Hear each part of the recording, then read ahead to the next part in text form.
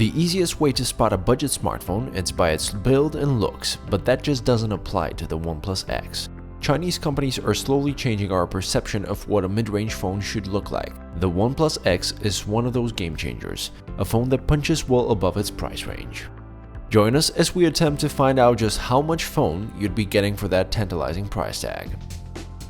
The OnePlus X comes with a clean but sophisticated design. Both the front and back are covered by black glass, which is curved around the edges. Micro grooves run along the metal frame around the phone's sides, helping a lot with the grip. The phone is very compact, even though it has been fitted a 5-inch display with some spare room for a row of touch keys at the bottom. Those are barely marked and have no backlight, so you'd need some time getting used to their locations. The OnePlus X also features the 3-way sound switch that premiered on the OnePlus 2.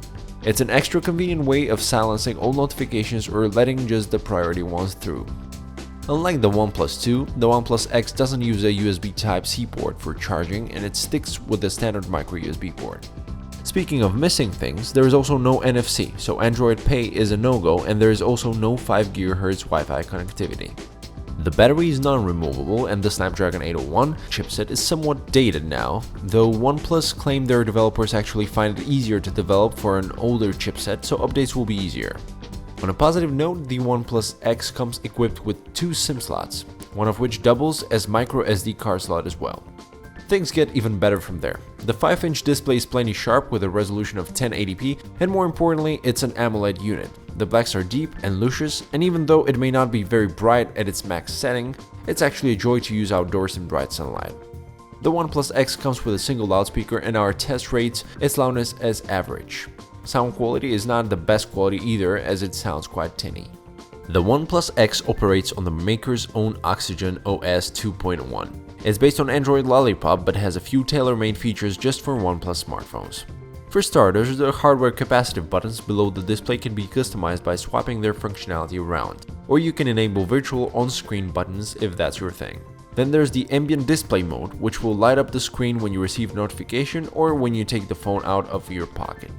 Then there's the Shelf, a home screen pane that's dedicated to frequently used apps, your most frequent contacts, as well as weather information. Finally, there are a few nice touches like tap to wake, the option to tweak the notification area toggles, the fine-grained control over app permissions, and the system-wide dark mode.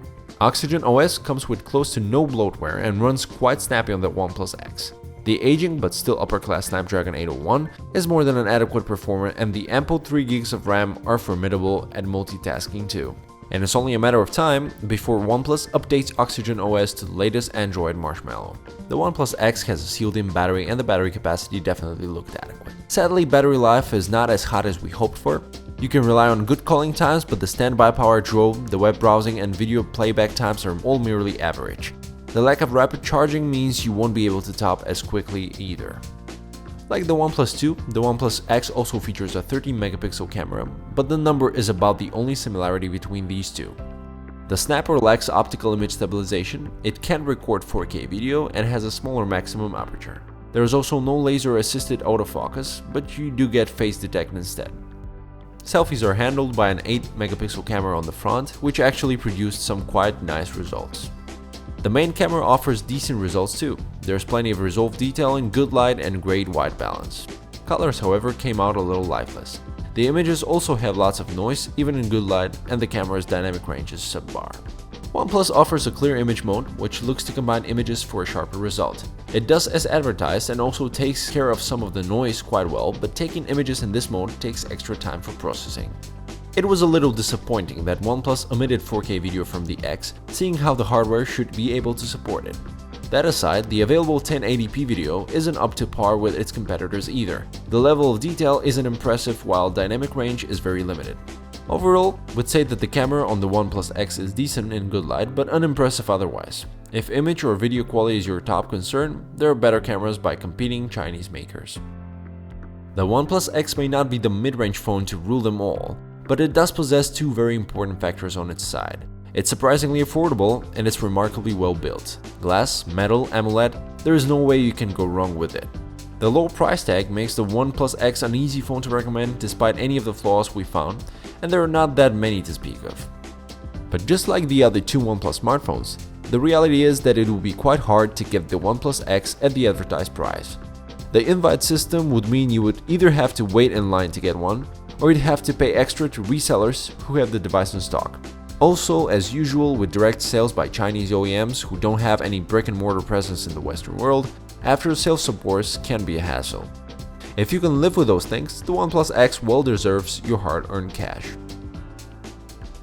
As always, make sure you check out our full OnePlus X review for all details and test conclusions.